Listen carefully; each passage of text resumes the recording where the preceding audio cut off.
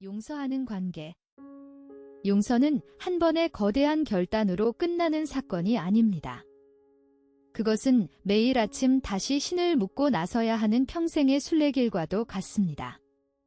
어제 용서했다고 오늘 상처가 사라지는 것이 아니고 잊었다고 믿었던 분노가 문득 가슴을 치받기도 합니다. 그때마다 우리는 십자가 앞에 다시 무릎 꿇습니다. 오늘 우리는 7자리를 따라 용서가 어떻게 한 번의 사건이 아닌 매일의 호흡이 되는지, 그리고 그 호흡이 어떻게 한 사람의 영혼을 자유케 하고 한 공동체를 살리는지 함께 걸어갑니다. 이 영상은 100권 영성 시리즈 시즌2의 지제로 구관계 그룹 4번째 묵상입니다. 베드로가 예수님께 다가와 물었습니다. 주여, 형제가 내게 죄를 범하면 몇 번이나 용서하여 주리이까? 7번까지 하오리이까?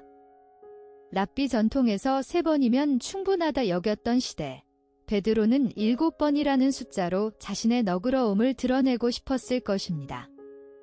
그러나 예수님의 대답은 모든 계산을 무너뜨렸습니다. 예수께서 이르시되 내게 이르노니 7번뿐 아니라 7번을 70번까지라도 할지니라. 마태복음 18장 22절. 490번, 이 숫자는 횟수의 상한이 아니라 세는 일 자체를 그만두라는 명령입니다. 오늘 우리는 7 묵상을 따라 함께 걷겠습니다. 용서, 한 번이 아닌 반복의 길, 관계의 호흡으로서의 용서, 내가 먼저 받은 용서, 용서와 허용 사이에서 상처받은 마음의 정직한 고백, 용납하는 공동체의 능력, 그리고 끝나지 않는 용서의 여정까지. 우리는 종종 착각합니다. 나는 이미 그를 용서했다고. 그러나 새벽 잠결에 혹은 무심코 지나친 거리의 풍경 속에서 그 얼굴이 다시 떠오를 때 가슴 깊은 곳에서 쓴 뿌리가 다시 솟아납니다. 용서가 실패한 것일까요? 아닙니다. 이것이 바로 용서가 일회적 감정이 아니라 지속적 선택임을 증명하는 증거입니다. 사도 바울은 에베소 교회에 분명히 권면했습니다. 서로 친절하게 하며 불쌍히 여기며 서로 용서하기를 하나님이 그리스도 안에서 너희를 용서하심과 같이 하라. 에베소서 4장 32절. 주목할 점은 용서하라는 동사가 헬라어 원문에서 현재형이라는 사실입니다. 지금 이 순간, 그리고 내일 또 그 순간, 계속해서. 예수님께서 가르치신 주기도문을 묵상해 보십시오. 우리가 우리에게 죄 지은 자를 사하여 준 것 같이 우리 죄를 사하여 주시옵고. 마태복음 6장 12절. 우리는 이 기도를 날마다 드립니다. 하나님께서 매일 우리를 용서하시듯 우리도 매일 누군가를 용서하도록 부르심을 받습니다. 두 용서의 갈림길이 우리 앞에 놓여 있습니다. 사건의 자리는 한 번의 결단으로 끝납니다. 감정이 사라지기를 기다립니다. 다시 떠오르면 실패라 여깁니다. 장부의 횟수를 새겨둡니다. 이 자리의 끝에는 정죄와 자책이 있습니다. 결단의 자리는 다릅니다. 매일 아침 다시 붙드는 십자가입니다. 감정이 남아있어도 손을 펴니다. 다시 떠오르면 새 기회로 받습니다. 새는 일 자체를 그만둡니다. 십자가 위에 예수님을 기억하십시오. 아버지, 저들을 사하여 주옵소서, 자기들이 하는 것을 알지 못함이니이다. 누가복음 23장 34절. 이 기도는 고통의 한복판에서 터져나왔습니다. 용서는 상처가 아물어서가 아니라 상처 속에서도 하나님의 마음을 품을 때 가능해집니다. 사도 바울은 분명히 약속했습니다. 원수 갚는 것이 내게 있으니 내가 갚으리라. 로마서 12장 19절. 우리가 움켜쥔 분노를 하나님께 맡길 때 비로소 빈손에 평안이 임합니다. 숨을 참아본 적이 있습니까? 몇 초만 지나도 가슴이 답답해지고 1분이 넘어가면 온몸이 비명을 지릅니다. 들이쉬고 내쉬는 그 단순한 왕복이 멈추는 순간 생명은 꺼집니다.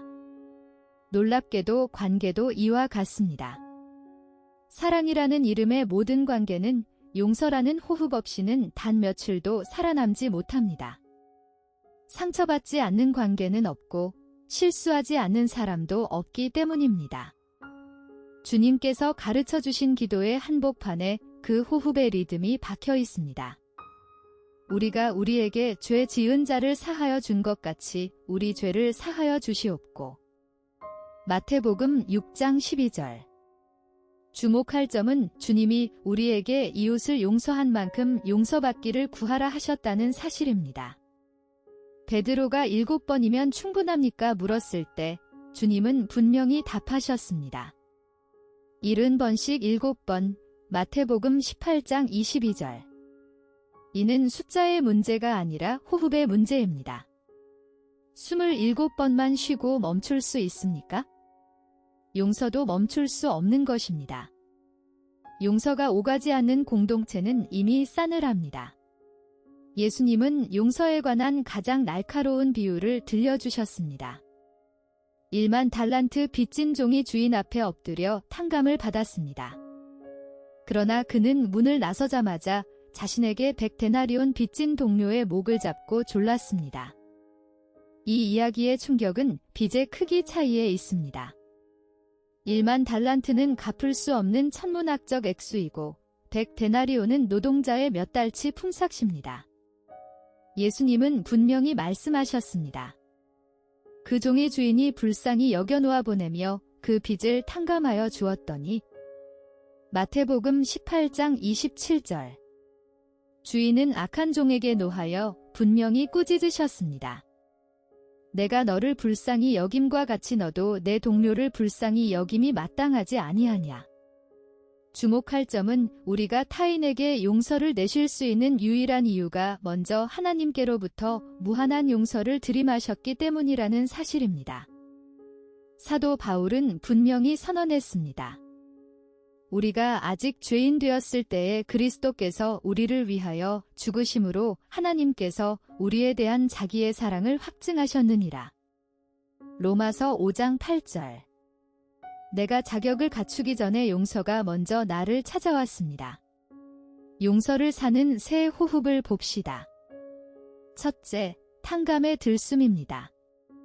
먼저 들이쉬어야 내쉴 수 있습니다.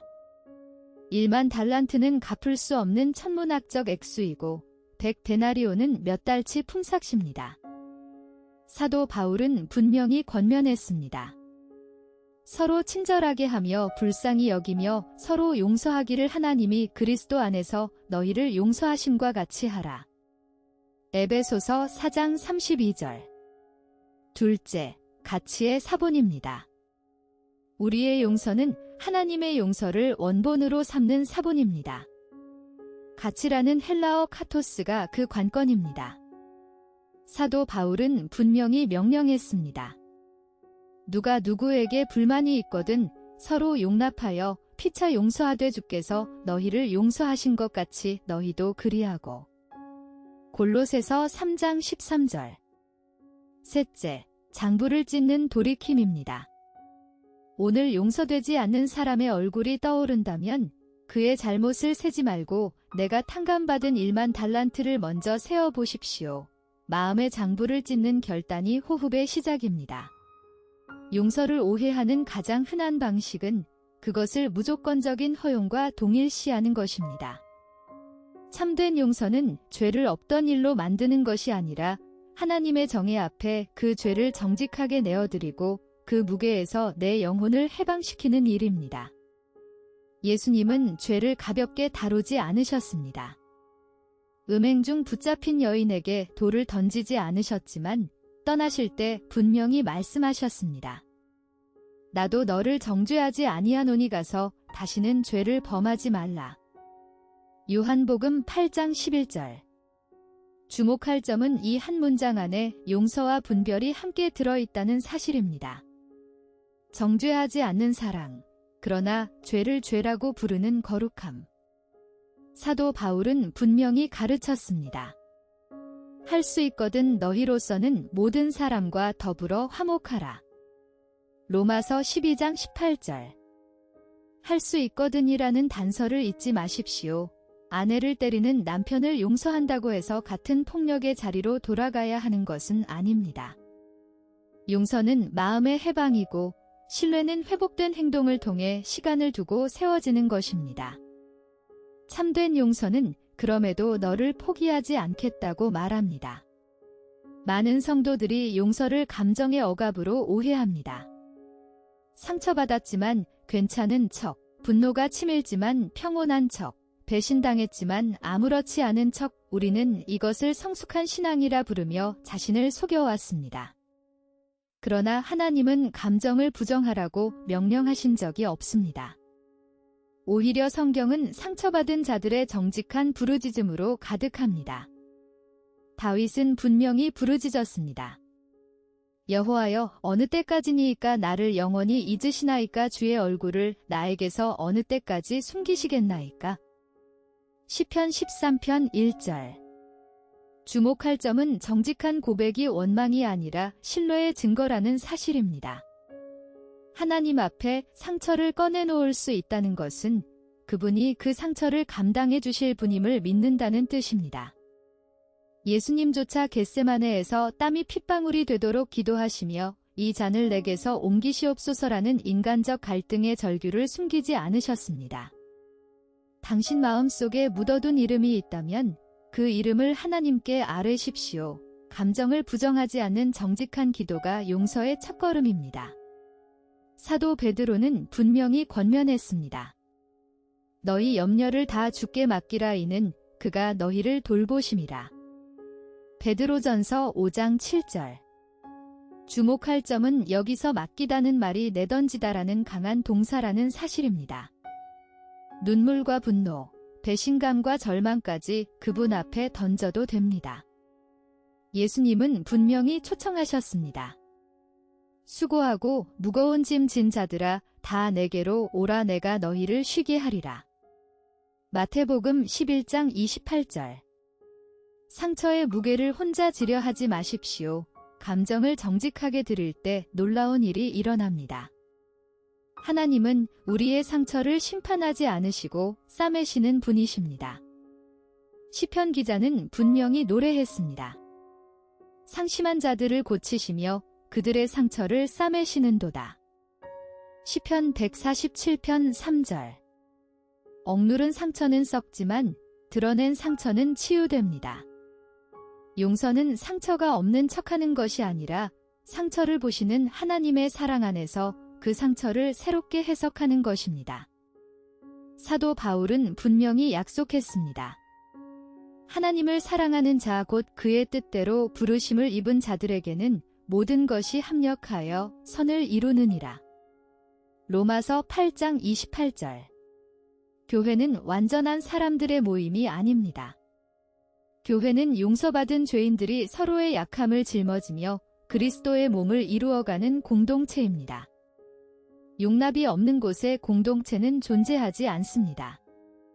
사도 바울은 공동체의 본질을 한 문장으로 분명히 요약했습니다. 누가 네게 혐의가 있거든 서로 용납하여 피차 용서하되 주께서 너희를 용서하신 것 같이 너희도 그리하고. 골로새서 3장 13절. 주목할 점은 용납이 동의가 아니라는 사실입니다.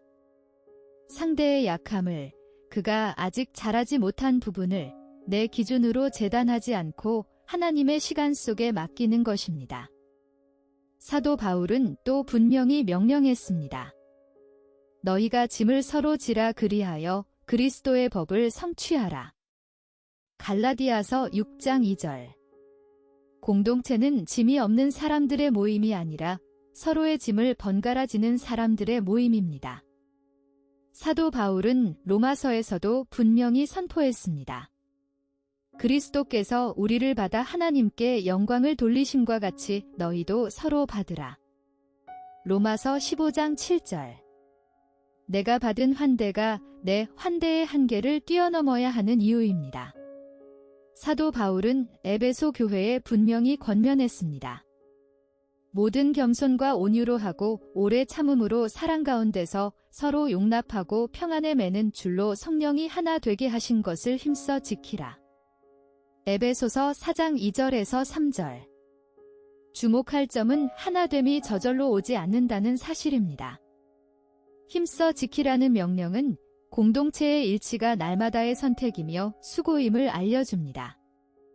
한 사람이 실족했을 때 정죄로 끊어내기보다 오래 참음으로 기다려주는 것, 뒷담화 대신 기도의 자리로 그 이름을 가져가는 것, 내 의가 상대를 정죄의 법정에 세울 때 멈추고 십자가 앞에 서는 것, 이 모든 구체적 행동이 평안에 매는 줄입니다.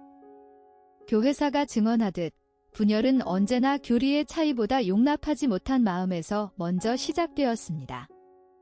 내가 품기 어려운 그 한 사람, 바로 그 자리에서 그리스도의 몸은 지어지거나 무너집니다.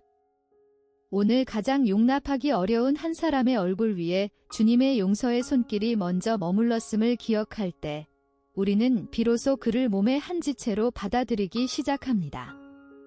용서는 한 번의 결단으로 완성되는 사건이 아닙니다. 그것은 매일 아침 다시 신을 묻고 나서야 하는 평생의 순례길입니다. 어제 용서했다고 오늘 상처가 사라지는 것은 아닙니다. 기억은 예고 없이 되살아나고 잊었다고 믿었던 분노가 문득 가슴을 치받습니다. 그때마다 우리는 십자가 앞에 다시 무릎 꿇습니다. 용서는 목적지가 아니라 방향이며 도착이 아니라 걸음입니다. 이 여정에서 가장 큰 위험은 완벽주의입니다. 나는 이미 용서했어야 하는데 아직도 미움이 남아있으니 나는 실패자라는 정죄가 순례자의 발목을 잡습니다. 그러나 사도 바울은 분명히 고백했습니다. 내가 이미 얻었다 함도 아니요 온전히 이루었다 함도 아니라 오직 내가 그리스도 예수께 잡힌 바 된 그것을 잡으려고 쫓아가노라.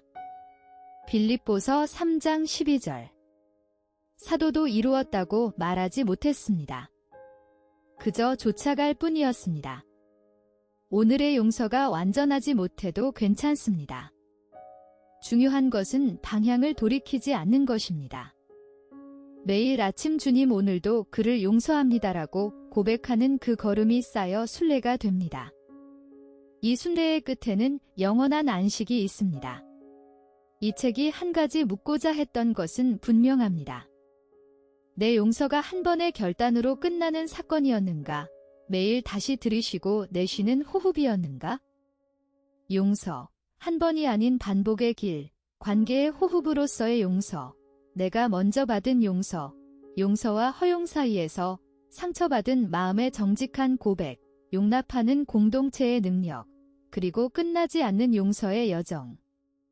7 묵상을 따라 우리가 함께 걸어온 길은 결국 한자리로 우리를 데려갑니다. 서로 친절하게 하며 불쌍히 여기며 서로 용서하기를 하나님이 그리스도 안에서 너희를 용서하심과 같이 하라. 에베소서 4장 32절. 용서는 한 번의 사건이 아니라 매일 다시 들이쉬고 내쉬는 관계의 호흡입니다. 이로써 지0 구관계의 4번째 묵상이 마무리됩니다. 다음 묵상에서는 우정의 은혜를 따라 친구라는 이름의 거룩한 선물을 함께 걷겠습니다. 오늘의 자리에 잠시 더 머물러 아직 용서하지 못한 한 사람의 이름을 떠올리고 그 이름을 위해 한 호흡 깊이 기도해 보시기 바랍니다. 구독과 좋아요는 다음 영상의 빛이 됩니다. 우주나 Q3 채널에서 다시 만나요.